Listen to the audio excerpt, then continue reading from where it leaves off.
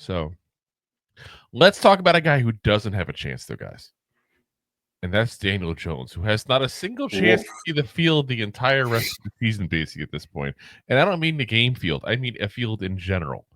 Like, literally, if he was a extra in the movie Sound of Music, the Hills would not be alive, and he would not be out there frolicking around with No. Mary Poppins out there.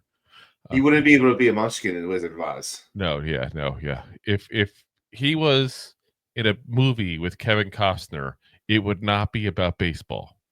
No field whatsoever. It might be Waterworld because he's way down there. So, guys, we signed another quarterback this week.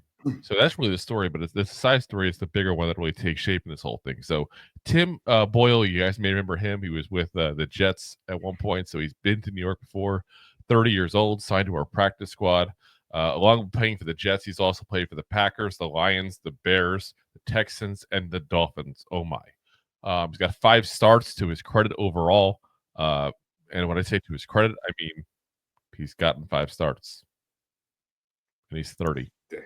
Just tells you how good he actually is. He's not good, guys. He's not good. There's a reason he's available. But for your third string quarterback. Yeah. Daniel Jones is listed at practice as the string quarterback, guys. Now, for all who know how practice is run typically, you have your first team getting most of the reps, your second team gets some of the reps, your third team gets a little bit of reps. There is no fourth team. There is no. So, I know there's a lot of people a little upset that the Giants don't just come out and say, hey, we're benching him because we don't want to pay him. First off, I don't think they can, because I think that would cause a big issue with the NFL Players Association. Like, that's probably not the best thing to say. It would open up to litigation and issues, and that might have cap issues then later on. Yeah. Done, against the rules. Again, I don't know those rules to that degree. I'm not a lawyer. I just play one on TV. But that's something that somebody might be able to answer that knows a little more on that kind of stuff there. So if we have any lawyers that happen to work with the NFL, feel free to go ahead and let us know in the comments section. But yeah, that's, like I said, they have to say that. They have to say that. But now, so Boyle is going to go ahead and be our third quarterback in practice. So Daniel Jones basically might as well just go ahead and put some suntan screen on, go to the beach, not having to show up. Like, there's actually been conversations of should the Giants just excuse him for the rest of the season at this point. And again, I'm not sure the legality of that given the contract situation. And that's even a question beyond somebody having, a law degree and knowledge of the NFL to answer, because that depends on his contract specifically sometimes. None of us have access to that. But yeah, it's safe to say, guys, we will never see Daniel Jones on any kind of field whatsoever. They are hell-bent on making sure that he stays healthy, that he does not have any issues passing the physical at the end of the year, so they can cut him and not have to pay that $23 million injury guarantee. And they're getting some slack for it, which we'll talk about in a little bit from some of the the players and all his coworkers. But yeah, it's the right move, guys. 100%. We talk about this for weeks at this point. Yeah, it's been 3-4 weeks ago. It's the right move, but it had to be done. And finally, it's being done, and it's being done to a degree beyond what I expected, to be very frank with you guys. Yeah, they went very drastic and bold with this. Like, yeah, because you're allowed the emergency quarterback in this situation this year. So, like, I thought maybe what you do is you put Drew Lock in. Granted, like, he does have, he has, correct me if I'm wrong, but like in his salary, he has incentives. Yeah, he's got incentives for playing time, for stats. He's got all kinds of incentives there. Correct. So you're talking about financial decisions. You may not want to put Drew Lock in, but you think you would start him maybe half the game before we put Danny Dimes in, and then start Danny Dimes for the rest of your career. So you look like you're doing the right thing for all the players and moving down the line. Honestly. I hear what you're saying, but the one thing you have to, you're not wrong, but the one thing you also have to look at from the player's point, if you're a free agent and you're looking at multiple teams, the Giants are one of them, and they look at this move, do you think that's going to deter some players from coming over here? Well, here's the problem you run into. That is, I don't disagree with what you're saying there. The problem is, do you compound an issue? How many times we complain when an NFL team compounds an issue? Like, you made a mistake and you're just rolling with it now. Like, that's what we'd be doing if we started Drew Lock over Tommy DeVito. DeVito is the better player at this point.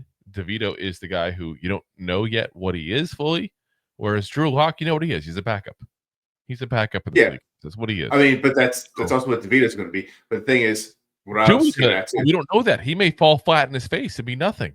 We have no clue. yeah, we got what 6-7 games of And last year, which is not that far behind what Drew Luck has to start.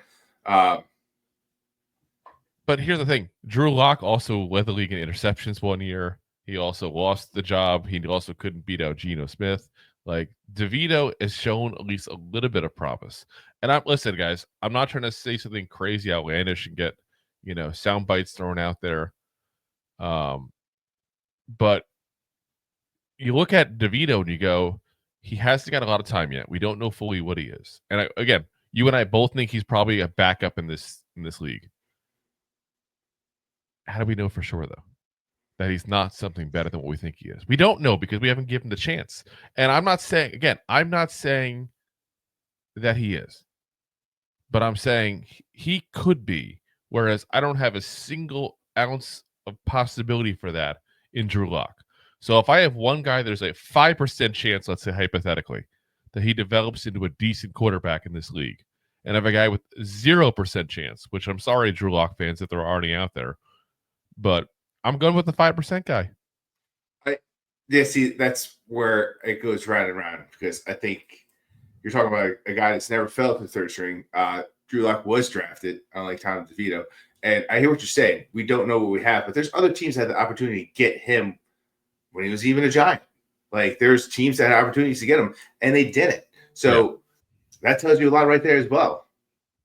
It could be because he's Italian. He wants to play for the New York market. But this year they couldn't because this year they stashed him on the active roster, just made it inactive as an emergency quarterback. So this year they couldn't. So since he started last year, no one's had the chance to get him. The Giants have made sure of that. So they do think highly of him. That speaks volumes as far as that part there. Correct. So, but if they thought volumes of him, you wouldn't go out and get Drew Lock and tell him that. No, hey, but that's what I'm saying. You compound the problem. You compound the problem, but you might make future problems. Is what I'm saying. I don't disagree there either. You're damned if you do and you're damned if you don't. Are you starting the better quarterback that doesn't have the incentives, or are you risking ticking off people around the NFL? There's no right answer to this. And it's because we put ourselves in this scenario, like you and I have said so many times in the show, they should have gone out and got an actual, true competitor to be the quarterback alongside of him, let them duke it out. Make him win the damn job for once in his career. Because he never had to beat anyone out for the job, really. I mean, if you want to say he beat out Eli, sure, but he was drafted to take over for Eli. That's not the same thing as someone bringing in competition and at the end of camp, them saying, you're the guy. You outperformed. He's never done that in his career. And the fact that that's never happened with the way he's played is an absolute goddamn travesty. Yeah. And you're not wrong for that, saying that either, because Drew Lock's not competition. Like, when you talk about you start this season off with 3 backup quarterbacks. Yep. And it's which one you put out there. Yeah. And obviously, at this point in the career, at this point in the season, you have to go, who's the cheapest option, and who can we cut at the end of the year, and what can we do going forward? So obviously, you're right. You want to see what DeVito has. Do you pay this guy more money next year? You stay around as the backup. That's something you want to see. Drew Lock, yeah, he's taking the bus with Daniel Jones. They might be even carpooling, depending if they get a job. Well, I know he did mention. I heard a interview with Drew Lock today, and obviously he was very upset about the fact that he was not named the starter. Definitely disappointed. The question was asked of him basically, why were you the backup all year long if they weren't going to put you in when they benched Jones? And you can tell he was like, listen, I got the same question. I can't say it more. I don't know. Tell you, I got the same question. But he did say the right thing, saying point blank, like, hey, I'm going to be there for Tommy. Me and him are friends, and we're going to go ahead and work together and look at what we're facing this week with the Bucks, and I'm going to do everything I can to help the team. So he said the right thing still. Still said the right things. No, That's again, that's not a quote. That's just me kind of summarizing what he said. I don't want to, in case I said anything incorrect 100% from it. I wasn't planning on talking about that part on here in the show, but I did see that today. So I'll actually give a lot of credit to Drew Lock, because I'll be honest, point blank, I would be pulling a Marcus Mariota. I'd be gone. I'm not even kidding. I would have gone. There's a difference if you get beat out, because also we're not at MetLife. Get beat out. You never had a chance. Once again, we're not at MetLife. We're not there through the week. We don't see what's happening in practice. Yeah, you may see something. There might be an injury that we don't know about, that's lingering on. Maybe he has something with a hamstring. You don't know. It could also just be Tommy DeVito just looked that much better in practice. Tommy DeVito. God damn. Every time. I can't help it. Do that all the time. I can't help it. It's the only time I enjoy Philadelphia. There's only been 2 DeVitos in our life for all these years. It was right? Danny DeVito and Tommy DeVito, the old singer from the 60s. So listen, you had a 50-50 shot getting the right answer. If you like that clip, then you will love the full episodes too. Find us on your favorite podcast app and look for us on all your favorite social media platforms. Thanks so much. Please, I'm begging you.